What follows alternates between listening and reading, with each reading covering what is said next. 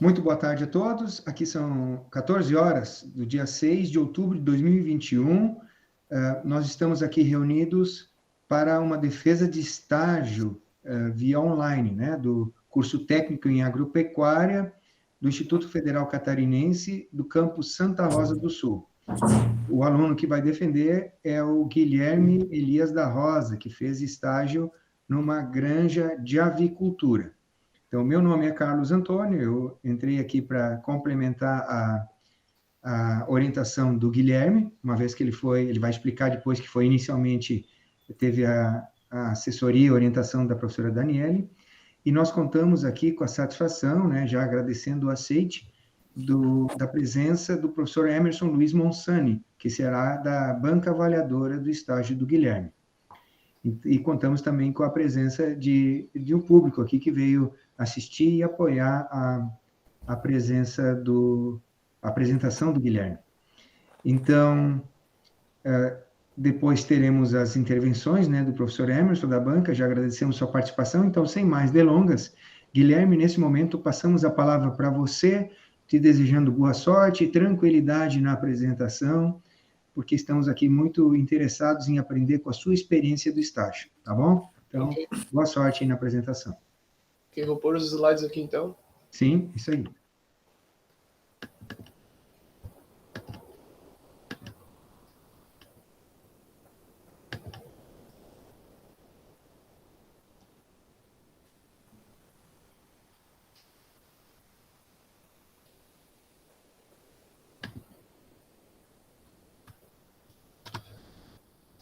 Todos estão conseguindo ver?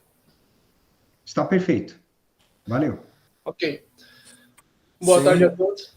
Boa tarde a todos. Meu nome é Guilherme Elias da Rosa. Hoje eu vou apresentar minha defesa de estágio do curso técnico. Meu professor orientador é o professor Carlos Antônio Krause. Anteriormente era a professora Daniele Pozzebon, porém ela teve que sair da instituição, teve os problemas dela, e o professor Krause assumiu essa missão. Muito obrigado, professor. Sempre muito atencioso, me ajudou muito. E a professora também muito atenciosa comigo.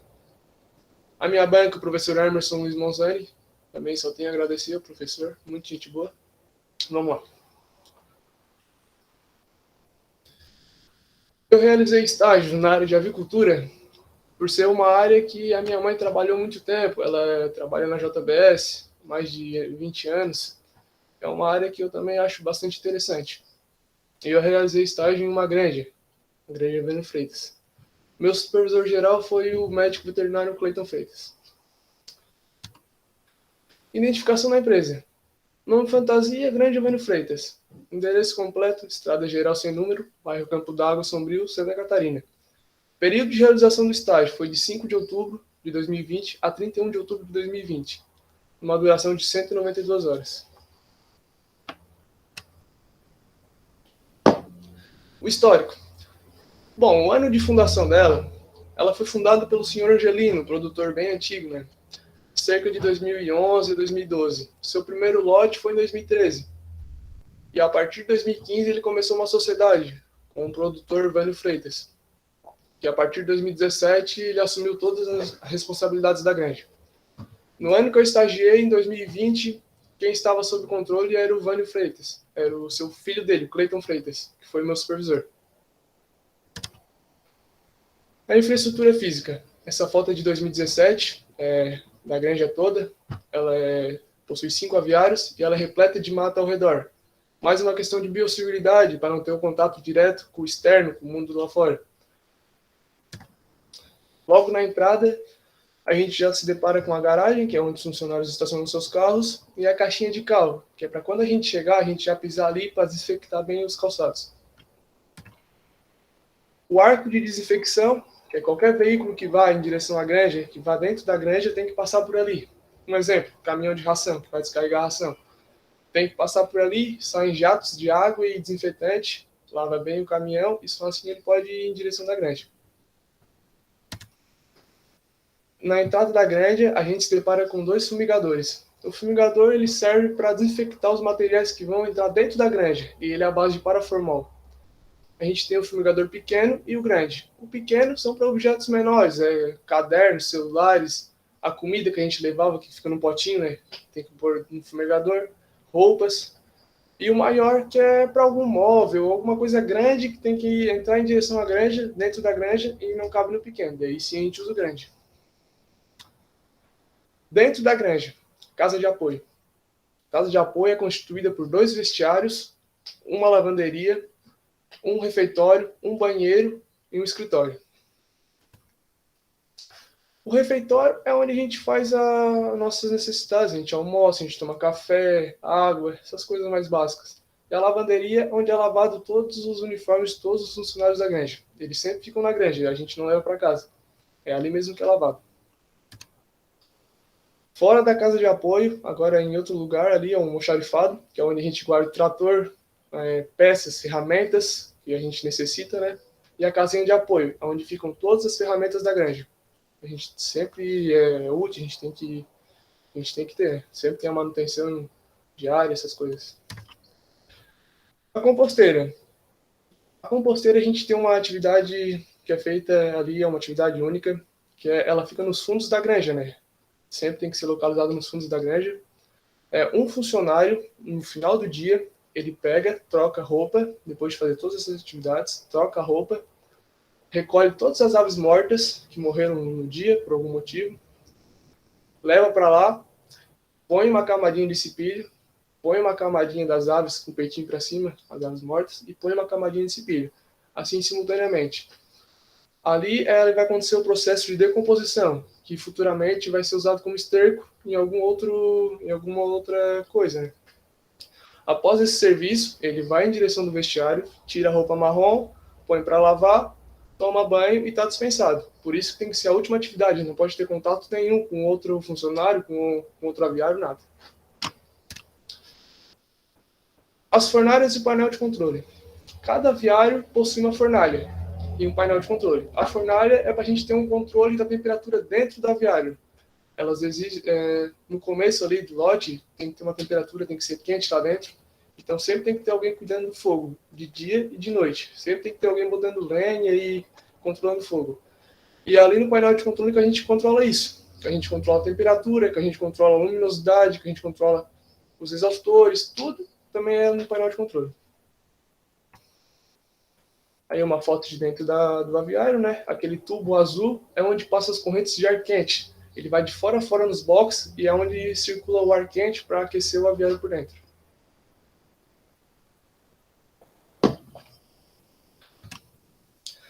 Uma introduçãozinha da avicultura para vocês entenderem melhor. Aonde eu trabalhei, que é no processo de recria, ela é responsável pelos processos de recria dos pintinhos para a formação das aves matrizes. Mas ali é só um passo, é só uma etapa. O processo é bem longo. Ele sai do incubatório com 0 dias de vida, chega na minha granja com 1 dia de vida, onde eu trabalhei ali na recria, passa um período de 6 meses, ali com todos os processos e manejos.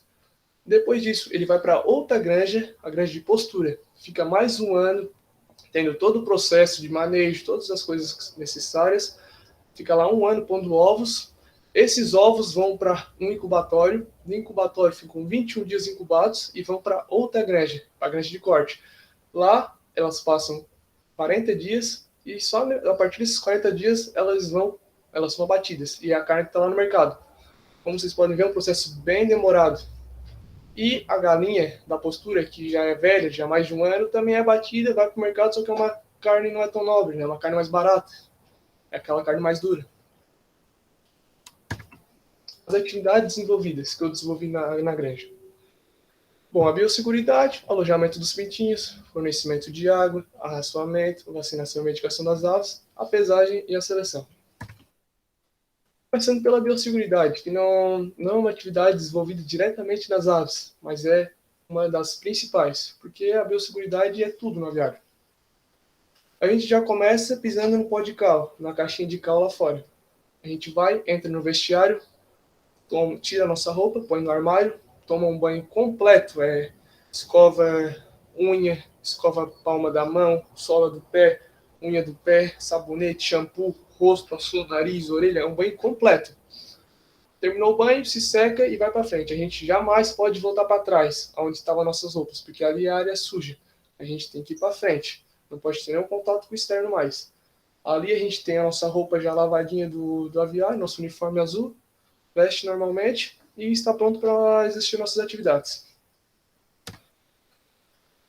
Cada funcionário tem 2 pares de bota, a bota branca e a bota escura. A bota branca é para a gente transitar dentro do aviário, dentro do aviário, né? A manutenção que a gente for fazer dentro do aviário. E a bota escura é para transitar entre os aviários, tipo, na granja, ali fora, na areia. Por isso que a gente não pode entrar com a mesma bota dentro.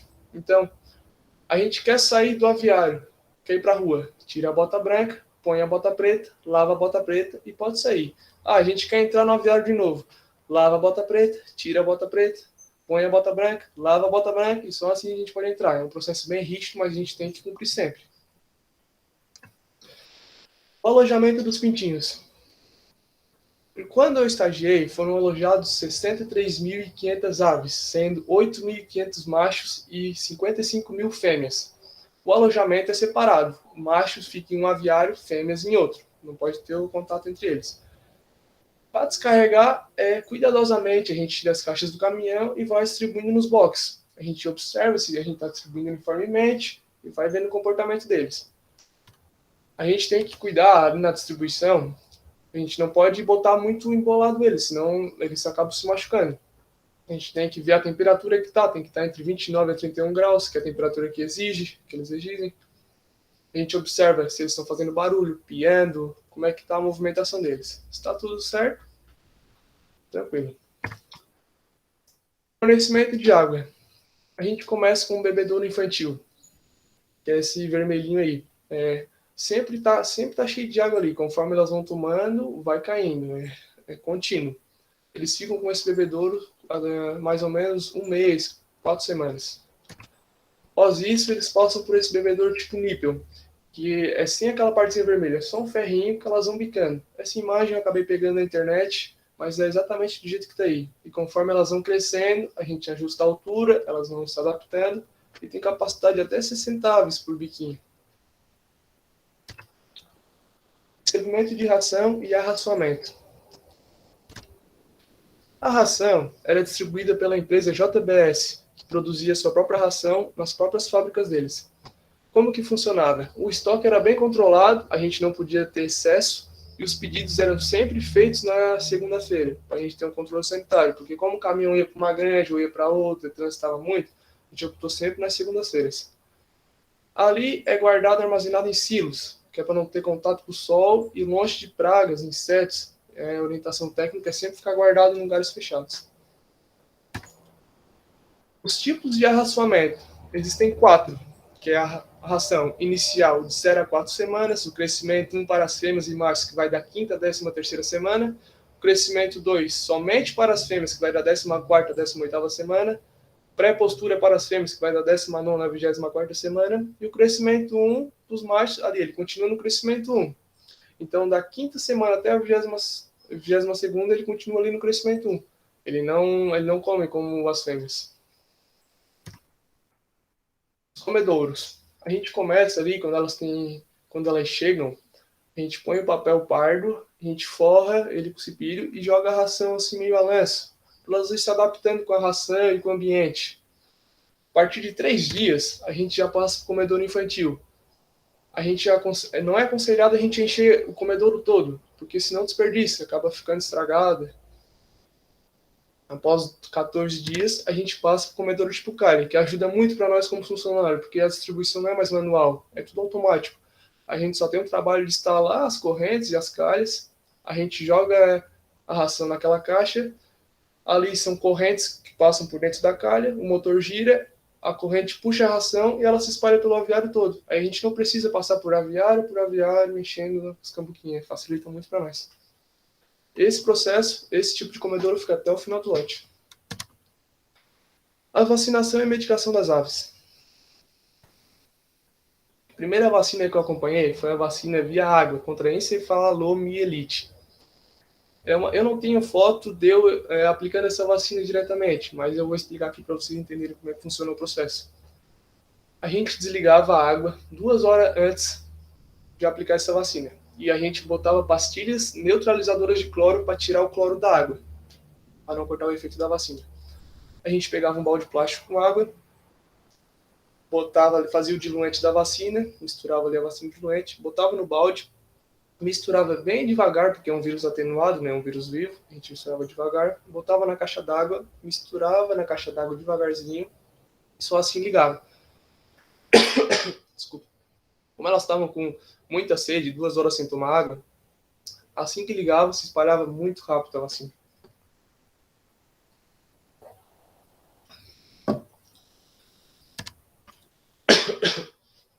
Vacina via membrana da asa. É a vacina contra a boba.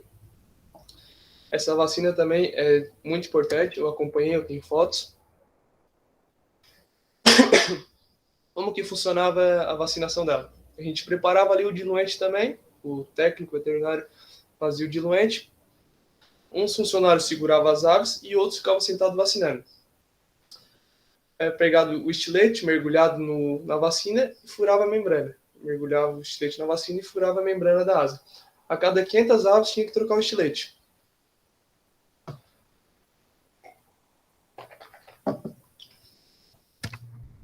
É a vacina vehicular, que é uma vacina que abrange muitas doenças, ela protege muito. Ela protege a Newcastle, ela protege a bronquite infecciosa, ela protege o gumboro, várias. Como que ela é feita? A gente preparava o diluente ali da vacina também e botava em um conta-gotas.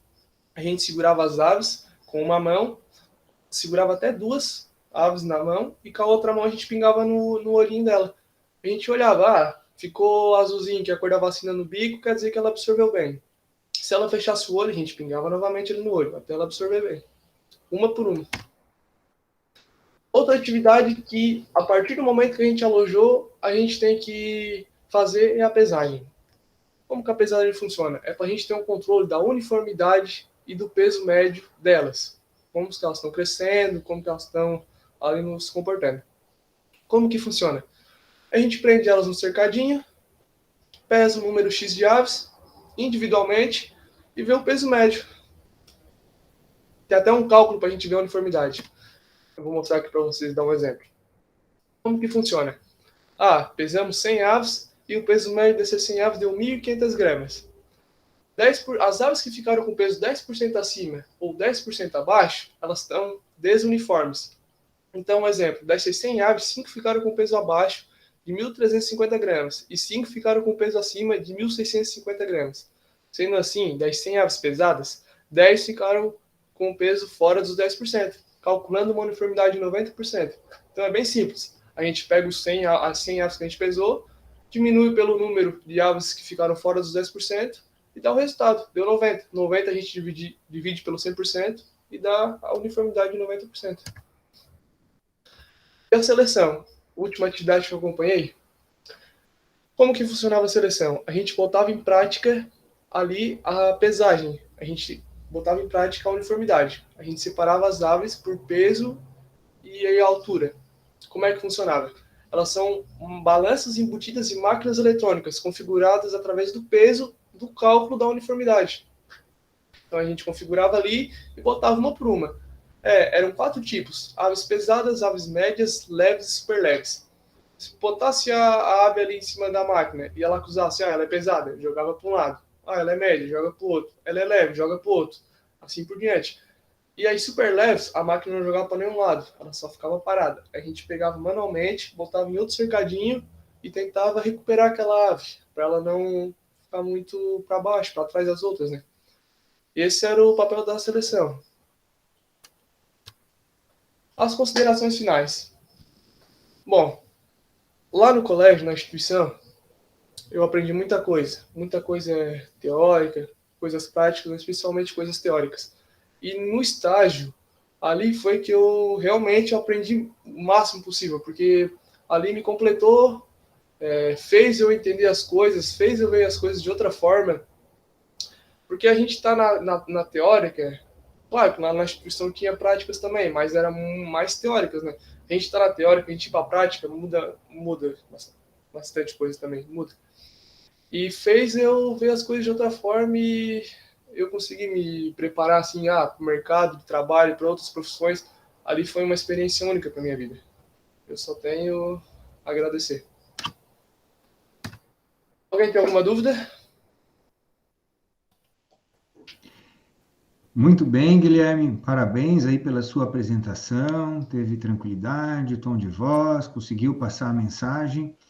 Então, pode respirar mais fundo agora, já passou aqui a apresentação.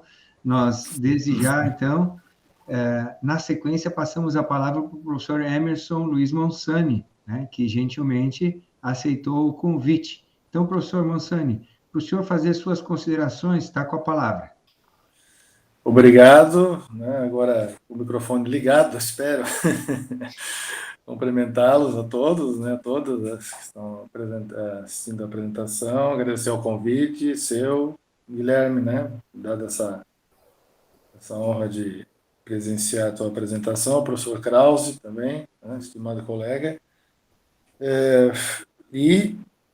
Claro, a gente, numa área um pouco diferente, a gente sempre vai olhando o discurso, né? Das pessoas. Já me chamou a atenção a citação de Voltaire que você colocou aí no início já, né? A educação é uma descoberta progressiva da nossa própria ignorância. Ou seja, quanto mais a gente vai aprofundando, mais a gente descobre que muito ainda tem que ser visto, né? E aí linkei, depois, claro, olhando todo o relato, a apresentação, nas considerações finais, trabalho bem escrito, né, do começo ao fim, né, denota uma boa orientação também dos professores envolvidos. Na parte das considerações finais, eu já estou indo para a gente... Né, é bom quando a gente lê alguma coisa que está bem feita, não provoca muitas dúvidas, né? Mas eu chamou a atenção, tirei todas as dúvidas, né? Tem uma provocação para ti, assim, ali nas considerações finais, mas que tipo de dúvida, né? Apesar da parte bastante teórica dada dentro da instituição, a teoria, de uma certa forma, ela não há como compreender a experiência se não tiver um entendimento do que você está lidando, né? Então, claro, há um complemento, né? Uma parte teórica e é aprofundada aí pela prática no estágio, né? Essa questão de que em todos os cursos que a gente faz, isso não é uma característica também só da instituição nossa, mas qualquer medicina ou engenharia que lida com essas questões sempre vai ter essa sensação de que, pô, poderia ter, né? Mas fico feliz que a parte do estágio, ela tenha, de uma certa forma, completado substancialmente essa lacuna, né? Então, a minha pergunta ali em relação às considerações finais, né, da curiosidade, certo? Não é um questionamento do que está... Terei todas as dúvidas, digo, bom, coisa boa, pelo menos um sujeito aí mais tranquilo com a vida. Tipo, eu pensaria que poderia ter colocado, por exemplo, essa aqui que eu entrei com um problema e consegui sanar. Não sei se tu lembra de cabeça que um tipo de uma dúvida no problema que você entrou lá e conseguiu sanar, né? Essa seria uma primeira observação. A segunda é onde você disse que conseguiu se posicionar em algumas situações, que também uma situação aqui de um exemplo assim, de algo que você, pô, aqui eu faria diferente, ou acrescentaria isso, dentro da igreja, né, da instituição aí que você... Não sei se eu me enrolei muito ou compreendeu Então, a primeira é que tipo de dúvida, por exemplo, que você entrou lá e conseguiu sanar. E a relação que você disse que conseguiu se posicionar, né, que na leitura assim, do trabalho em si, isso é hábito da própria dentro da linha de filosofia dessas áreas. Pô, tá, mas onde é que está o posicionamento dele em relação a, digamos, a Biosseguridade? Biosseguridade do que você concorda com aquele procedimento? Olha, penso que isso aí é o método realmente que ele possa realmente prevenir o máximo possível de algum tipo né, de doença. Vou passar a palavra para ti, então. Em relação a dúvidas, uma dúvida para você chegar, bom, isso aqui, ó. Isso aqui eu consegui resolver aí que lá nos meus estudos lá não consegui. E um posicionamento, não sei se você concorda com aquele tipo de metodologia ali da Granja, se tem algo que você discorde nesse ponto.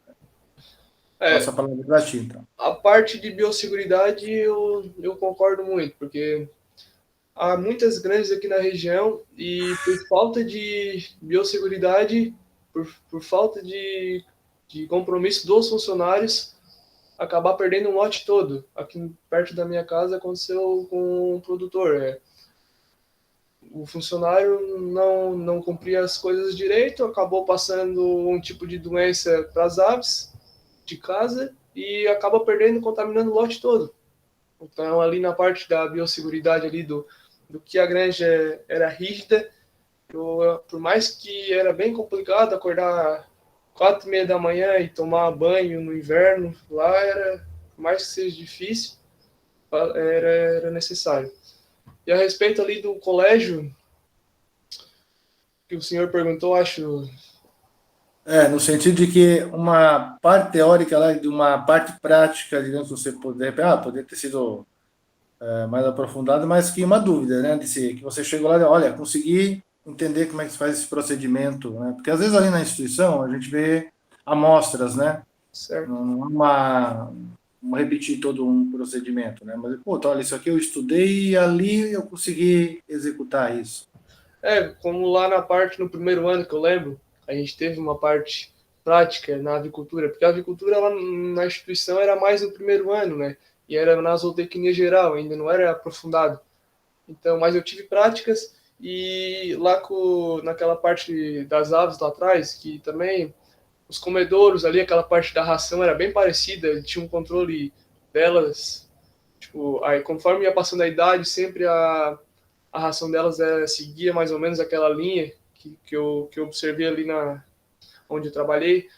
E são coisas que a gente repara e a gente, não, eles falaram isso.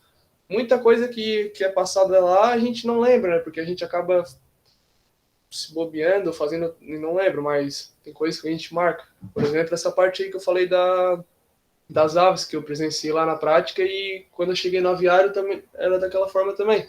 E são coisas que eu agradeço à instituição por ter passado para mim. É isso, professor. Realmente o microfone. De minha parte, Guilherme, parabéns pelo trabalho desenvolvido, né? Antes que eu esqueça, desejar um sucesso, né, nessa tua caminhada aí, certo? Um prazer reencontrá-lo. Né? Obrigado, professor. Então, eu devolvo a palavra de prosseguimento a essa. Finalizo aqui as minhas observações. Muito obrigado, professor Emerson.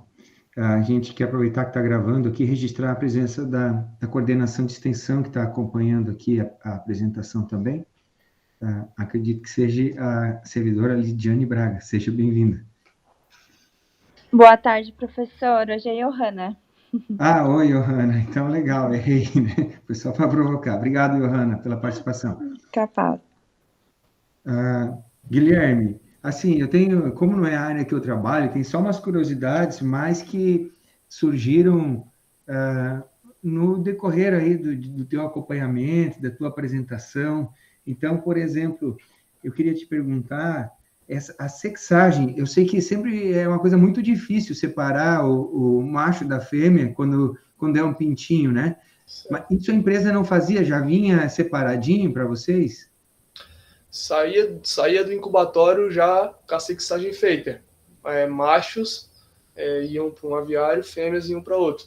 Mas como é um processo difícil de identificar, sempre acontecia de ter um macho no das fêmeas ou uma fêmea no dos machos. Era coisa normal. Não era algo assim muito, mas acontecia. A gente, quando acontecia isso, a gente não tinha muito o que fazer, né? Porque ela já estava ali no processo dos machos, não dava para recuperar muito. A gente acabava trocando assim, jogava lá, botava pro aviário das fêmeas, mas era na seleção a gente identificava bastante isso. Porque às vezes a gente ia pesar uma fêmea na seleção, mas o peso médio delas é isso, mas tá dos 500 gramas mais pesada. A gente, não, esse aqui é um macho. A gente identificava ali pela crista. Porque o macho ele tende a crescer mais, a comer mais, a evoluir mais que a fêmea. E a gente identificava essa parte. Era difícil, mas acontecia de machos e fêmeas serem trocados. Já, eu ia te perguntar, mas tu já respondeu na tua explicação aí. Ia te perguntar como é que posteriormente se identifica. Me diz o seguinte, tu explicou aí que a empresa onde tu estagiou era uma etapa de um processo que é mais complexo do que isso, né? Ou seja, depois delas crescerem, elas iam, tipo, por um processo de reprodução, para colocar os ovos realmente, né? Isso. Tu tem ideia, eles te explicaram para onde que ia? Isso é para uma outra granja perto, ou é mais distante? Porque, como tem todos esses cuidados sanitários, esse transporte também tem que ser feito com muito cuidado, né? Com muita atenção. E aí, se for mais longe, acho que é mais difícil ainda. Tu sabe dizer para onde que iam depois? Assim, ela saía eu não acompanho essa passagem delas para outra granja, porque é um processo de 6 meses, mas pelo que eu entendi, elas saíam dali, eram carregadas em caixas, botavam elas no caminhão, levavam para outra granja. Aí eu não sei ali, enfim, qual que era a granja que eles levavam, se era para longe ou se era para perto, mas era para a granja de postura, era outro tipo de granja. Lá eram descarregadas também em caixas, elas passavam mais um período de 1 ano pondo os ovos. E dali iam para o incubatório esses ovos, e os ovos iam para outra granja. É bem complexo. Ela passa por muitas etapas. A granja daí, que quando elas saem dali, tem que passar por todo o processo de limpeza, de tirar as camas do aviário, tirar tudo. É bem trabalhado. Ok. O Guilherme, assim, uma última pergunta, eu queria tirar de uma observação que você tenha feito ali no período do estágio. Essa atividade, que é tipo uma cria, como é que se chama essa atividade? É cria? Ela é recria de matrizes. Recria de matrizes. Assim, aparentemente, o clima que você percebeu lá na empresa é um clima assim, você percebeu um otimismo, assim, um contentamento com a atividade, ou seja, aparentemente ela está dando retorno, ela está sendo sustentável, lucrativa e estimula o empresário e os colaboradores a continuar se empenhando na atividade, ou quem sabe até você tem ouvido falar de planos de ampliação das instalações, ou parecia mais um ambiente assim de reclamação, de descontentamento com o ambiente econômico nessa atividade aí? Qual foi o clima que você percebeu? Nessa área de avicultura sempre rende muito, né? As granjas, a avicultura no Brasil, ela exporta bastante, ela rende bastante lucro, né? Quando o produtor ele quer a JBS, que é a empresa que distribui ração, a granja, se ela faz um financiamento todo para o produtor, se ele querer construir alguma coisa, tudo sem juros. E é um negócio que lucra muito. Geralmente, os produtores, donos de granja, são bem de vida, assim, é trabalhado, mas eles retorna muito bem para eles. E para os funcionários também, né? Um funcionário que se dedica a trabalhar bem, o patrão vê que ele está se esforçando, também recebe seu salário certinho. Os produtores mesmo, olha, dá bastante lucro. A gente vê assim, vale a pena. É uma área que cresce e vai crescer muito. Então, um clima geral, assim, de otimismo com a atividade econômica. Isso. Muito bem. Assim, eu também estou satisfeito aqui com as tuas respostas. Professor Emerson, teria mais algum complemento? De minha parte, também estou satisfeito. Legal, então. Então, nesse momento, a gente vai... Não no sentido de Voltaire, mas estou satisfeito com o trabalho do Guilherme. Se depender de Voltaire, só vai ter perguntas. Perfeito, professor. Muito bem lembrado. Então, assim, o pessoal que está assistindo, as tuas convidadas, a Adriana e a Júlia, se tiverem algumas perguntas ou alguma intervenção para fazer, também seria o momento de aproveitar, né, se quiserem fazer uso da palavra, porque a gente vai indo aqui para o encerramento, né? Tá, acredito, então, que não, né? Mas, de qualquer maneira, foi oferecido aqui o espaço para manifestação. Então, Guilherme, assim, nossos parabéns para ti, assim como o professor Emerson falou, também te desejamos todo sucesso, todo profissionalismo, que a tua passagem pela instituição tenha sido positiva, tu tenha aproveitado bem, o teu estágio civil, que tu deu um passo no sentido do crescimento, foi importante. Que bom que a gente está terminando isso, como se diz, antes tarde do que não, né, do que não fazer.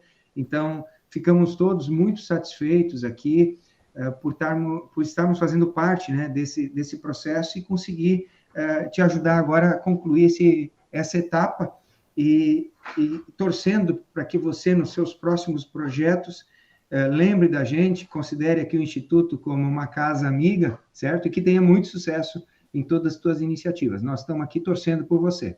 Certo. Tá bom, Guilherme? Obrigado. Tem as considerações finais, professor, que eu... Isso, o Guilherme quer fazer uma manifestação. Tá com a palavra, Guilherme. Certo. Vou passar aqui para os meus agradecimentos. Então, primeiramente, eu quero agradecer a Deus. Eu acredito muito, eu tenho fé. Também eu quero agradecer à instituição por disponibilizar tudo, conhecimento. É uma ótima instituição. Os meus professores que me acompanharam no ensino médio, no ensino técnico, o professor Krause também, que é meu orientador, minha banca, minha antiga orientadora, só tenho a agradecer. São excelentes professores profissionais. Quero agradecer aos meus amigos também do alojamento, que dá muita saudade dos momentos que a gente passou lá, todas as coisas que a gente fez. Era família mesmo lá também. A minha família, que sempre esteve comigo, me ajudou, a minha irmã, meu pai, a minha mãe, e todas as dúvidas que eu tinha, ela me auxiliava. E a minha namorada, que está assistindo aí também, puxava no meu pé para me fazer as coisas. Às vezes eu fugia, mas ela sempre estava comigo aí, me ajudando para fazer as coisas. Muito obrigado. É isso. Muito bem, então nós encerramos nesse momento a sessão de defesa de estágio. Eu vou cortar aqui e encerrar a gravação. Ok.